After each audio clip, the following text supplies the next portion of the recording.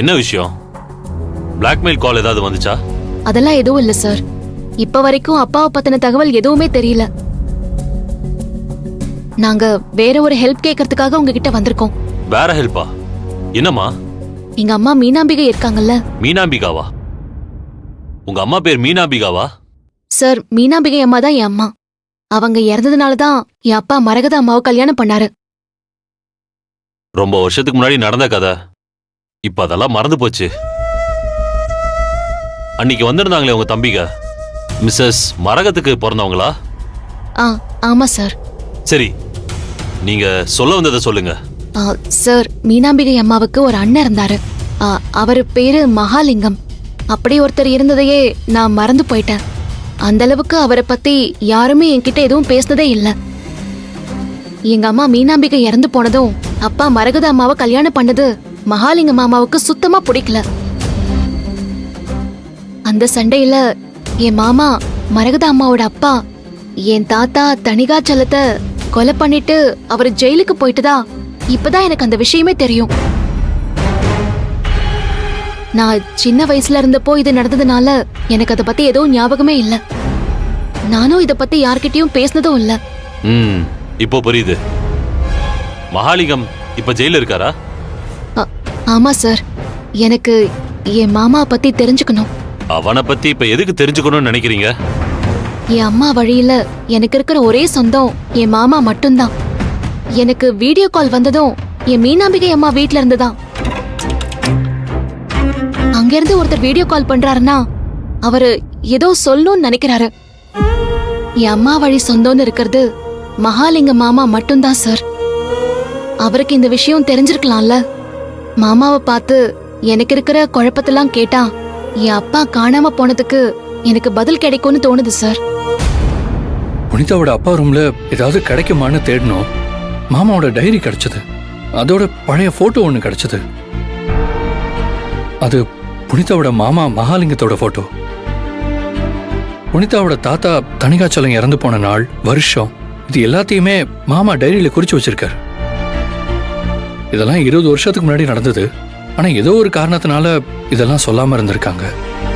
புனிதா, அந்த போட்டோவையும் டைரியும் சார்ட்ட கொடுங்க.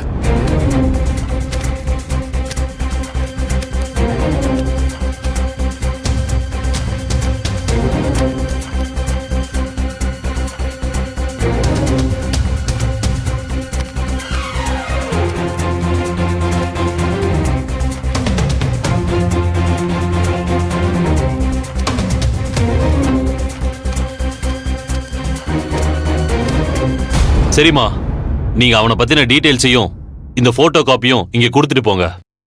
என்னால என்ன முடியும்னு பாக்குறேன். சார், ப்ளீஸ் அவரை ஒரே ஒரு முறை பாக்குறதுக்கு எனக்கு எப்படியாவது ஏற்பாடு பண்ணி கொடுங்க.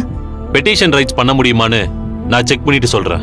சார், அப்புறம் இன்னொரு விஷயம் சொல்லணும். நீங்க எந்த விஷயத்தையும் மறைக்க கூடாதுன்னு சொல்றீங்கல்ல, அதனால தான் நாங்க சொல்றோம். You're right. எது நமக்கு விசாரணைக்கு உதவுன்னு சொல்ல முடியாது. அதனாலதான் எதுவும் மறைக்க வேணான்னு சொல்றேன். நேத்து என் வீட்டுக்கு ஒரு பார்சல் வந்துச்சு சார். என் தம்பி சரவணன் பேருக்கு தான் அந்த பார்சல் வந்துச்சு. குழந்தைக்கு கிஃப்ட் மாதிரி அதை பேக் பண்ணிருந்தாங்க. ஆனா அந்த பார்சல் வந்த சமயம் எனக்கு ஒரு ஃபோன் காலும் வந்துச்சு. அது ஒரு இன்டர்நெட் கால்.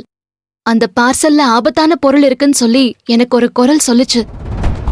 உடனே அந்த பார்சலை பிரிக்க வேண்டான்னு என் தம்பி வைஃப் கிட்ட சொன்னேன். அப்புறம் நான் ஃபயர் டிபார்ட்மெண்ட்டுக்கு ஃபோன் பண்ணி சொல்லி அவங்க வந்து அந்த பார்சலை திறந்து பார்த்தா அது உள்ள ஒரு பாம்பு இருந்துச்சு சார். அதுவும் உயிரோட இருக்கிற பாம்பு சார். நாங்க ரொம்ப பயந்தே போயிட்டோம். அது கூட ஒரு லெட்டரும் இருந்தது சார். இதான் அந்த லெட்டர்.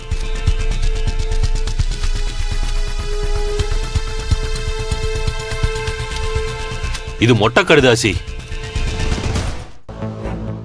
இது உங்களை டார்கெட் பண்ணி உங்களுக்கு கோபம் வரணும்னு எழுதின மாதிரி இருக்கு.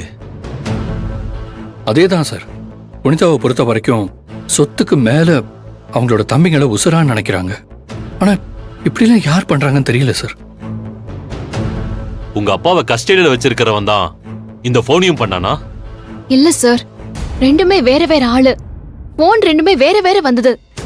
ஒரு பக்கம் உங்க மேல கோவம் இருக்கிற ஒருத்தர், இன்னொரு பக்கம் உங்க குடும்பத்து மேல கோபம் இருக்கிற இன்னொருத்தர் இப்படி ஒரு ஆங்கிள் யோசிச்சு பார்க்கலாம். இல்லனா 2 பேரும் ஒரே ஆளுதான். அவங்க நோக்கம் உங்க குடும்பத்தை பழி வாங்குறது. இப்படியும் யோசிச்சு பார்க்கலாம். இத தவிர இன்னொரு ஆங்கிள் இருக்கு. உங்க அப்பா காணாம போனதை வச்சு மேலும் உங்க குடும்பத்துல யாரோ ஒருத்தவங்க குழப்பத்தை உண்டு பண்றாங்க. இப்படியும் யோசிக்கலாம்.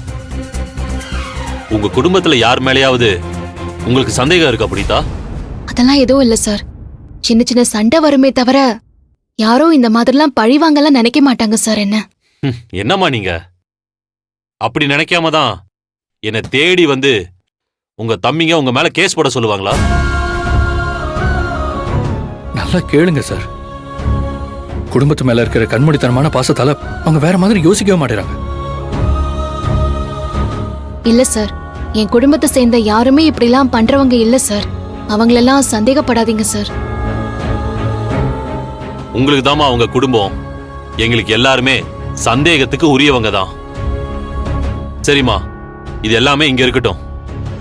இத வச்சு அடுத்தது என்ன பண்றதுன்னு பார்க்கலாம். மகாலிங்கம் தானே உங்க மாமா பேரு? அவரை பத்தி நான் விசாரிக்க சொல்றேன். ஆ, நீங்க ஜாக்கிரதையா இருங்க. கொஞ்ச நாளைக்கு வெளியே போகும்போது இன்னும் கொஞ்சம் கவனமா இருங்க. ஆ, ஓகே சார். Okay sir. நாங்க Thank வரோம் you. சார். ம்